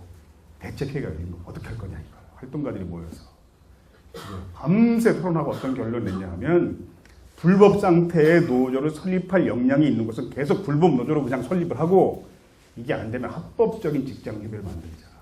이건 부담이 없으니까. 그리고 전국에서 비슷한 시기에 직장 협의회를 노동조합으로 조직 변경을 하자. 그렇게 한 겁니다. 그래가지고 이제 직장 협의회를 군청, 구청에 다 만들었다가 근데 그 송파구청에 저한테 물어봤다는 공무원이 송파구청 공무원 노동조합 설립한다고 연락을 받고 저녁에 원래 모였대요. 7명이 딱 모였대요. 구청에서 한 500명 중에. 근데 세무과 공무원이거든요. 세무과의 공무원 임용 동기로 바로 옆자리에 있던 동료가 거기 왔더라는 거예요. 야, 너 생각 있었냐 너? 까맣게 모르고 있다가 공무원 임용 동기이고 세무과 나란히 앉아 일을 하는데 서로 말을 못했다는 거. 노동조합에 대해서 공무원들 이렇게 만들었어요 그걸. 그래가지고 결국 2명이 다 나중에 이제 해고되긴 했는데 근데 그들의 삶이 불행하진 않아요. 지금 보면 다 그래도 가치 있게 보람있게 삽니다.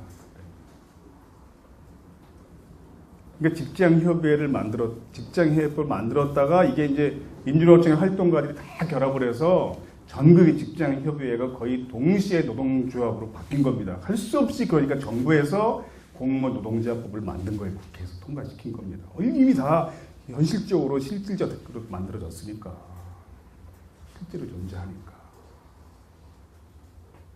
근데 소방관들은 직장협의회가 아직 불법이에요. 그러니까 그날 모여가지고 막 그러는 겁니다.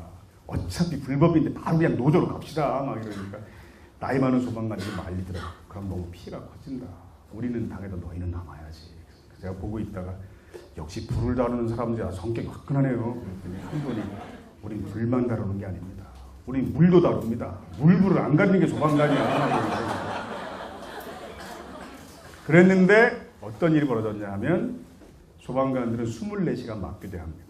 그럼 8시간을 빼고 나머지가 다 연장근로예요. 그런데 공무원들은 예산 범위 내에서 연장근로 수당을 지급한다는 보수 규정이 있어요. 법이 있습니다. 그래서 실제로 하는 연장근로에 임금을 절반 정도도 못 받았습니다. 서울 대구 광역시 상소 사업소에 똑같이 24시간 교대하는 공무원들이 있어요. 상소 사업소에. 이 사람이 소송을 제기해 대법원에서 이긴 거예요. 대법 판결 내용이 뭐냐 하면 공무원들의 연장근로 수당을 예산 범위 내에서 지급하라는 법을 만든 이유는 공무원들의 연장근로가 불규칙하기 때문에 대략 예산 범위를 설정했다가 지급하라는 뜻이지 이렇게 교대 시간이 정확해서 연장근로 시간이 정확히 산출되는 직종은 법대로 지급해야 한다. 이렇게 된 겁니다. 그러니까 1인당 이게 지급받을 금액이 막 400만 원에서 2천만 원까지 되는 거예요. 3년 거만 합쳐도 임금 채권이 3년밖에 유지가 안 되잖아요. 근데 계룡산에 모인 소방 공무원이 전국에서 온 사람이잖아요. 전국으로 쫙 터져가지고 이거 소송을 제기할 소방 공무원들을 모집하기 시작한 겁니다. 15,000명의 소방 공무원이 정부를 상대로 소송을 제기했어요. 그리고 이제 정부하고 딜을 하는 거죠. 소방 공무원 노동자 합법하면 이 소송 취하할 수 있다. 그런데 그날 계룡산에 모였던 소방관 중에 가장 나이 많은 분이 퇴직했는데 어느 날 보니까 정부 청사 앞에서 1인시 시작했습니다. 소방공무원 노동조합을 허용하라. 시작은 됐어요. 그래서 소방관 노조가 좀 더 빠를 줄 알았더니 이제 경찰 노조가 쭉 스타트는 빨랐습니다. 그래서 언젠가 이게 다 되는 거예요. 자, 미래 사회도 노동조합 어떤 형태로든 계속 존재하게 될 거예요.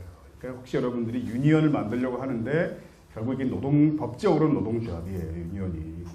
아니 지금 시대가 어떤 시대인데 노동조합이야. 혹시 이렇게 비난하는 사람이 있으면 그 사람은 무식한 사람입니다. 아무리 사회가 발전해도 미래 사회에도 노동조합은 어떤 형태로 계속 존재할 거예요. 새로운 형태의 노동조합, 그 유니언을 여러분이 이제 만드는 겁니다. 한국 사회에 여러분이 만들려는 사회복지 유니언은 이거 굉장히 새로운 형태예요. 여러분이 이제 거의 첫 발을 딛는 거죠. 굉장히 중요한 소명의식을 가지고 시작하시면 됩니다. 세계 10위권 경제 규모를 자랑하는 선진국 대한민국이 노동조합에 대한 이해는 세가지에 머물러 있어요. 도대체 왜 노동조합에 대한 이해가 떨어질까? 이게 이제 작년 강의의 거의 마지막 부분이 이거였는데 도대체 한국 사회가 노동조합에 대해서 이렇게 이해가 부족한 이유가 뭘까? 기억나세요? 왜 이런 현상이 생겼다고 제가 설명했습니까? 무엇보다 중세에서 근대 사회로 넘어온 자본주의 과정이 다른 나라와 매우 달랐기 때문입니다. 즉 우리가 조선 사회의 잘못된 점들을 스스로 깨닫고 우리 손으로 법과 제도를 잘 고쳐가면서 민주공화제 대한민국으로 바꿨나요? 아니잖아요. 조선시대와 대한민국 사이에 뭐가 있었습니까? 일제식민지라는 비정상적 방식으로 어느 날 갑자기 우리 계획과 전혀 무관하게 그냥 자본주의 체제에 덜컥 편입이 돼버린 겁니다. 그래서 노동조합이라는 조직이 조선 사회는 없었잖아요. 이게 근대 사회에 생긴 건데 이 중세 사회가 근대 사회로 넘어오는 과정이 우린 조금 비정상적이었던 겁니다.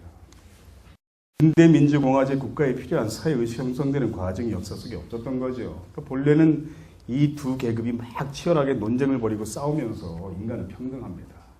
왜 그런데 양반 상놈 이렇게 차별합니까? 이제 이 시대가 바뀌었으니까. 중세가 아니고 근대 사회니까 이 신분제도 없앱시다.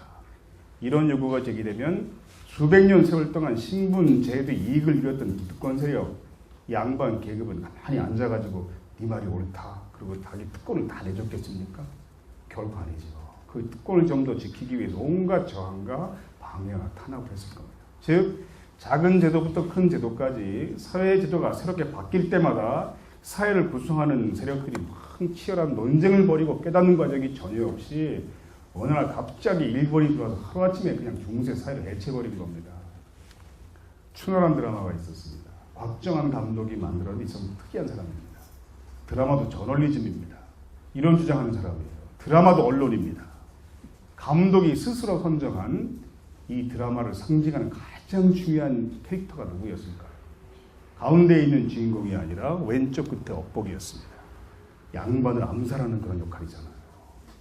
양반 상놈 이런 세상, 구별이 없는, 차별이 없는 세상을 만들자 그런 꿈을 가지고 있는 어떤 학생은 조선 최초의 스나이퍼예요. 이렇게 이야기하던데.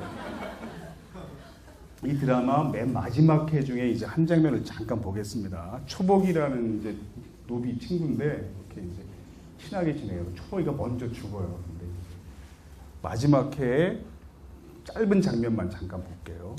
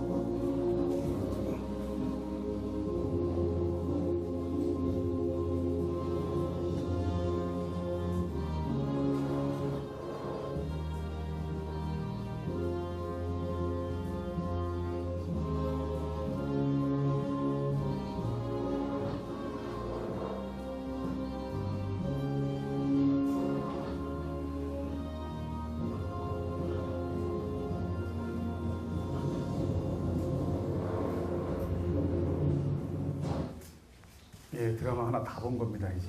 중요한 장면이니까. 그러니까 마지막 의미심장하잖아요.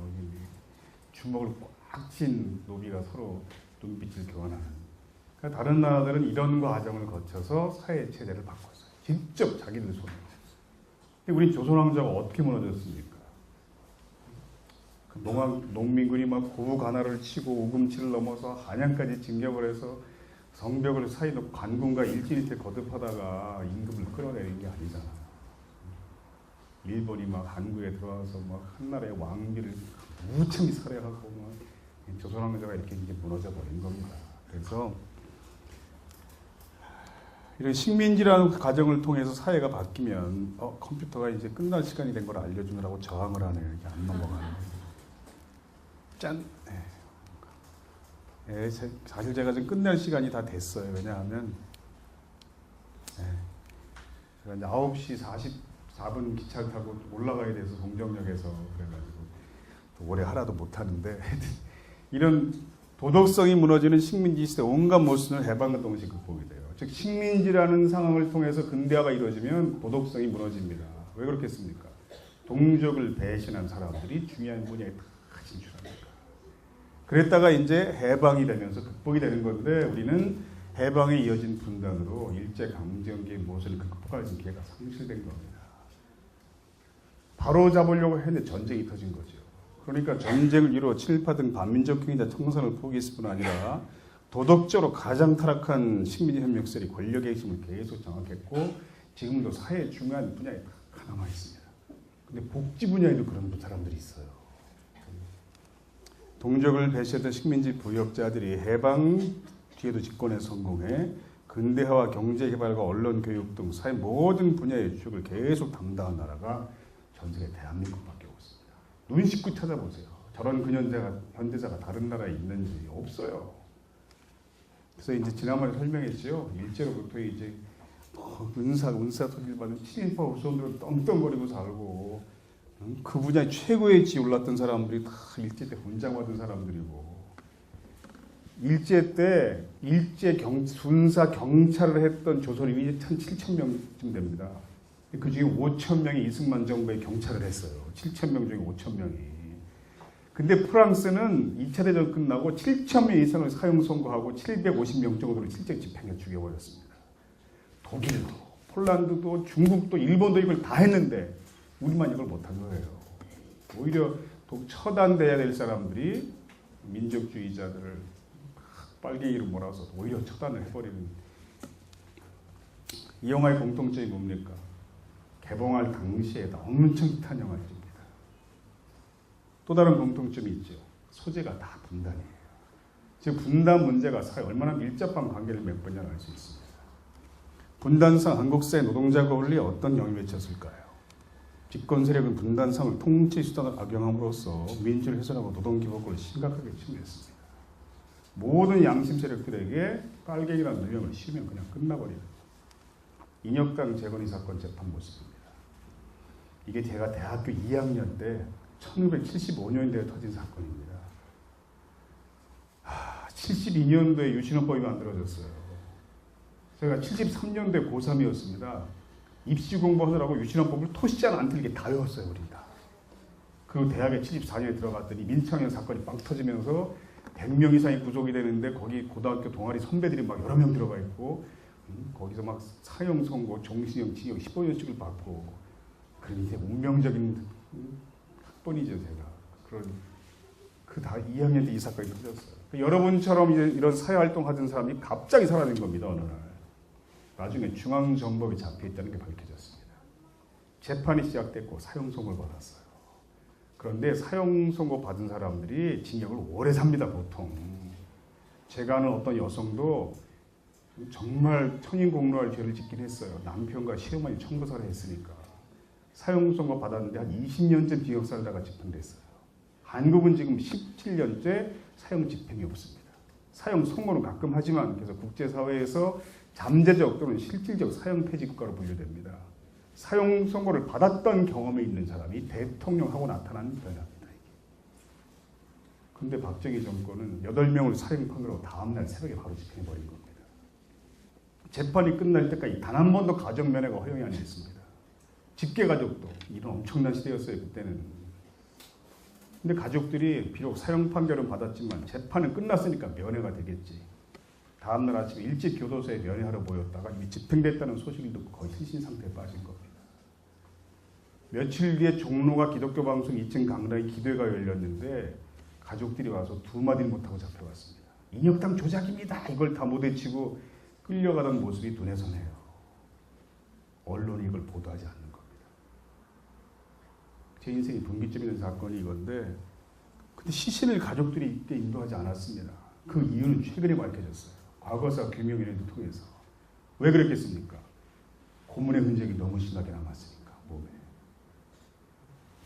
그때 어쩌다 가족에 인도된 시신이 한 구 있었습니다. 그 시신은 발뒤꿈치가 거의 절반이 닳아서 엎어져 버렸어요. 고문당할 때 얼마나 발버둥을 쳤든지. 손톱, 발톱 20개 중에 성한 게 단 한 개도 없었답니다. 그래서 경찰이 시신을 화장터로 빼돌린다는 걸 알고 신부들이 와서 막은 겁니다. 그 왼쪽 끝에 신부님이 보이죠? 근데 경찰이 포크레인까지 동원해서 결국 시신을 화장터로 빼돌렸고 저 신부님이 포크레인 맞서다가 척추를 다쳤습니다. 수술은 받았지만 몸에 장애가 남았어요. 그때부터 지팡이 짚고 다니시는데 저분이 바로 문정현 신부님입니다. 평생을 그렇게 사셨어요. 성직자가 있어야 그저 어딘지를 보여주겠다. 신부들이 강정마을, 철저마을 다 넘어 들어가 있는 모습입니다. 최근에 무죄 판결을 받았습니다. 그러면 근데 박근혜 대통령이 후보 시절에 이 사건에 대해서 뭐라고 얘기했습니까? 기자들이 질문하니까 한 사건에 판결이 2개라 잘 모르겠다 내가 잘. 이거 그렇게 말해야겠습니까 이걸? 사건을 하는데 판결이 2개라 모르겠다 내가 잘. 언론이 이걸 보도하지 않는 거예요. 이 엄청난 사건을. 그래서 제가 학보사 기자였습니다 그때. 그리고 제가 이제 친구들에게 한 말이 있어요. 야 언론이 뭐냐. 개도 매를 맞으면 아프다고 깨갱 소리를 내. 그게 언론이야. 이건 누군가 알려야 돼. 이런 일이 벌어지고 있다. 그래서 인물 작업을 한 거고 이게 제 삶의 분기점이 된 겁니다. 그런데 아무 잘못이 없는 8명을 하루아침에 사용을 시켰는데 형장 일소로 사라지게 했는데 정권이 바늘끝만큼도 피해를 입지 않았어요. 그냥 멀쩡히 유지가 됩니다. 이게 왜 그럴까요? 이들이 빨갱이라는 누명을 씌웠으니까. 우린 분단 상황이잖아. 남북이 대치하고 있잖아. 이 불순 세력을 처단해야지. 이걸 용납하는 정서가 있는 겁니다. 이게. 누굴까요? 20살의 하중강입니다. 74년 11월 달에 처음 제가 데모에 등을 뜬 모습인데 아침 10시 반에 등을 뜨고 저녁 7시에 잡혔어요. 7명이 잡혔는데 이때는 5분 하면 잘하는 때였는데 우리 한 30분을 했어요. 그래도 경찰이 잘 모르고 있어가지고 이걸. 근데 야, 이 시간이 벌써 저렇게 됩니다. 이제 제가 이제 저녁에 대공에 잡혀갔는데 자기를 간첩 잡는 형사라고 소개한 수사관이 그 유인물 몇 장 뿌리고 잡혀온 20살짜리 대학교 1학년짜리를 무릎 꿇려 앉혀놓고 맨 처음에 한 질문이 뭐였을까요?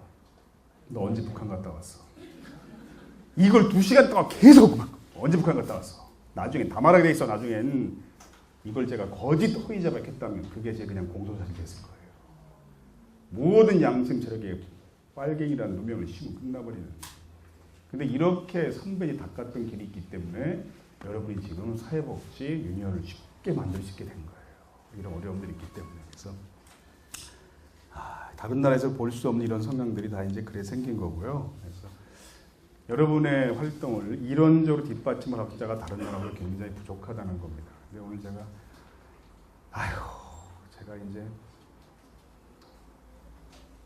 대학교 1학년 때 제가 사흘 동안 결단을 못 내렸습니다. 그때는 유실헌법은 거의 뭐 징역 15년, 최하가 15년이고 막 이랬으니까. 근데 제가 이제 어머니 제가 3일 동안 결장을 못 내리고 학교도 안 가고 방에서 뭉개고 있었더니 어머니가 가끔 이렇게 방문 열어보고 다시다가 3일째 되는 날 아침밥을 먹는데 그러시더라고요.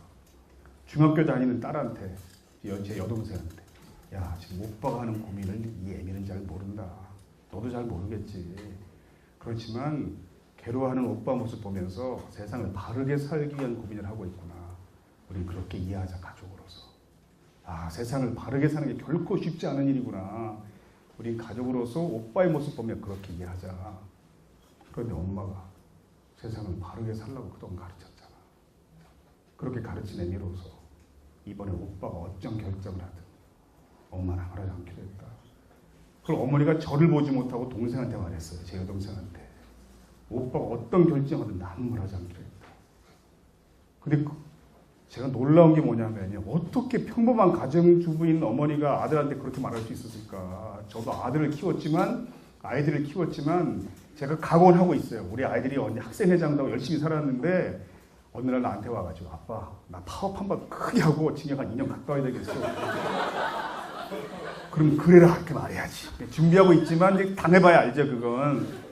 근데 그 유신 때 그 살벌한 시대에 어떻게 어머니가 나한테 그렇게 얘기할 수 있었을까. 제가 이제 그렇게 격려를 받고 결단 내리지 못하면 얼마나 비겁한 사람입니까. 며칠 뒤에 이제 등사기 하나 구해가지고 밤새 우리가 직접 그땐 다 밀었잖아요. 등사기 그거 가지고 새벽에 라면 박스에 담아서 학교장을 넘어 들어가고 10시 반에 동을 뜨고 저녁에 잡힌 겁니다. 근데 우리 어머니가 어떻게 아들에게 그렇게 말했을까. 제가 이걸 10몇 년 뒤에 풀었어요. 비밀을. 87년 노동자 대투쟁이 빵 터졌을 때 전국에 막 3,000개의 사업장이 파업을 하고 9시 뉴스를 켜면 2달 동안 하루도 빠짐없이 몇만 명의 노동자가 도시마다 모인 현장이 계속 뉴스에 나올 때, 야 이런 세상이 생기는구나. 40년 동안 만든 노동조합보다 우리가 1년 동안 더 많은 노동조합을 만들었어요. 야 세상 이렇게까지 되는구나. 아무도 짐작하지 못했는데 전 세계 대한민국밖에 없었던 역사가 87년 노동자 대투쟁입니다. 그런데 어머니가 뉴스를 보시다가 지나가는 말처럼 그러셨어요. 내가 지금까지 아무한테도 말을 못하고 살았는데 내가 정평 조합원이었다. 그걸 어머니가 40년 만에 얘기했어요. 해방공간부에 잠깐 2년 동안 노동자 활동하신 거예요. 근데 어머니 말씀이 그때 활동하던 사람들은 아침에 보면 한강의 시체로 떠오르고 간밤에 죽창에 찔려 죽고 그래도 참 열심히 했다. 전쟁 끝나고 보니까 노동조합 대의원 중에 금융노조입니다. 우리 은행원이었으니까. 노동조합 대의원 중에 살아남은 사람이 한 명도 없었다는 거예요. 다 너보다 똑똑하고 잘생기고 말 잘하고 정말 아까운 사람들이었다. 이걸 어머니가 이불 속에 살을 맞대고 살던 남편한테 말을 못해서 40년 동안. 이게 한국 근현대사입니다. 근데 어머니의 2년 동안의 짧은 노동조합 경험이 그래도 평생 영향을 미치신 거죠. 근데 우리 선배들의 그러한 고난이 있었기 때문에 우리가 지금 여기서 이렇게 편안하게 사회복지 유년을 만들 수 있게 된 거다. 그런 생각 가지시고 열심히 하시기 바랍니다. 마치겠습니다.